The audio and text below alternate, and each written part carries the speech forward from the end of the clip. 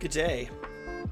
Let's have another look at Brutefist. There's a few things that I got some clarification on and that I was mistaken on. So let's have a look. But first, of course, I'd like to thank all the patrons, Wibarian and Baron of Dice for supporting the channel. Wah. Okay, so if you're just checking it out for the first time now, Brutefist says once per battle round. So this is something that I overlooked in my first look. I just saw any hero phase and I just assumed it was like once per turn army.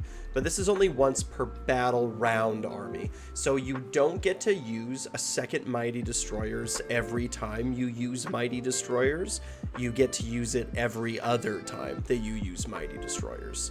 So it means that like you could use it twice in a row if you use it at the end of the first battle round and then at the start of the first battle round. But if you use it at the start of the first battle round, you're not going to get to use it in the second half of the first battle round. So it's a little bit weaker than I thought it was before, but I still think even if we're only getting to use it less often, I still think that it's probably still the best that is out there for this faction. I think Brutefist is still the way to go, or at least I should say that I'm most excited to play this, and I still think that Mighty Destroyers is a really strong ability, so being able to do it with 2 units once per battle round is still incredibly strong. So that's something. Second is that I got some clarification over the mega bosses. If there are any friendly mega bosses on the battlefield for the rest of the turn, you can pick another eligible unit to be the second target, right, when using Monster's abilities. So what was pointed out to me by some people in my Discord is that, and this is an example here, is that there's font that's used to mention specific war scrolls, and then there's font that's used to mention unit or keywords at the bottom of war scrolls. So over here on the left, you can see this is Grunstock Gunhauler is in this kind of font, and you can see it's all like uppercase, lowercase. But on the right hand side, it says non-hero Caradron Overlords unit, and it's in a different font where it's sort of all caps. Like these are obviously different fonts. So this font on the left is referring to a specific war scroll, and the one on the right is referring to keywords at the bottom of war scrolls.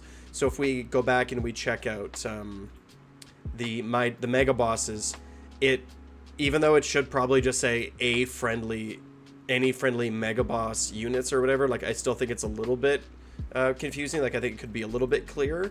It does only refer to the mega boss on foot. Sorry, all of you Megaboss on Maw-Krusha fans out there. I think this is really disappointing.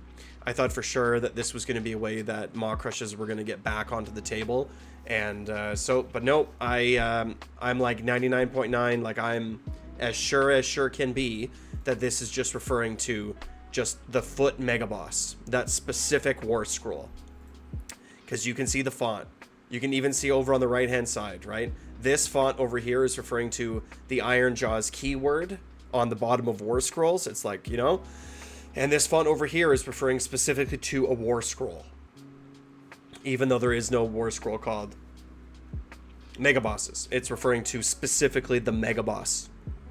So this is a little bit unfortunate because it means that if you're going to play this sub-faction, that this Mega Boss is going to be sitting in the back and probably not engaging until like turn 3, turn 4. Because if he dies early, if he gets sniped, if he gets flanked or whatever, then you kind of lose this ability. And there's no range for this ability, so he can just sort of sit at the very far back of the board all by his lonesome and do nothing all game. So now the question is like, is it worth that 190 points or whatever for the Mega Boss to actually get in the fray? When I had a conversation with, I can't remember with who it was. I'm really sorry that I forgot with whom I was having this conversation. I want to say it was Jacob Brandon, but I could be wrong. But yeah, but the way that we were playing the brutes was that we were sort of keeping them back and letting the Ard boys go forward, and then the brutes would like engage like turn 3, turn 4 when there was a hole in the front line, right? Like after the units have been committed into different parts of the map.